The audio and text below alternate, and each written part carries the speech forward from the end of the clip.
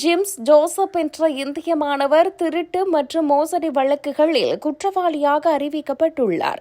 கனடாவின் நியூ பவுண்ட்லேண்ட் மற்றும் லாப்ரடோர் மாகாணத்தில் உள்ள கார்னர் ஃப்ரோக் பகுதியில் கடந்த 4 ஆண்டுகளாக படித்து வரும் ஜோசப் அங்குள்ள டொமினியன் பல்பொருள் அங்காடியில் கறிக்கடை ஊழியராக பணிபுரிந்து வந்தார்.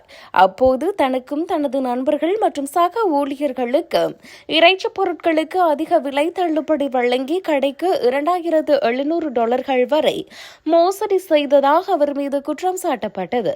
இந்த வழக்கில் கடந்த ஜூலை 24 அன்று $5,000க்கும் குறைவான மதிப்புடைய 8 மோசடி வழக்குகளிலும் ஒரு திருட்டு வழக்கிலும் அவர் குற்றவாளியாக நீதிபதி முன் நிரூபிக்கப்பட்டார்.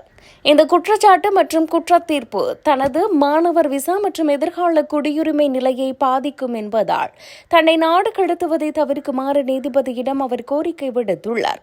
தான் குற்றமற்றவர் என்றும் வேலை நேரத்தை குறைத்ததால் தன் மீது பழிவாங்கவே இந்த வழக்கு தொடரப்பட்டிருப்பதாகவும் அவர் தரப்பில் வாதிடப்பட்டது. மேலும் பசித்தோருக்கு உதவவே அவ்வாறு செய்ததாக அவர் விளக்கமளித்தார்.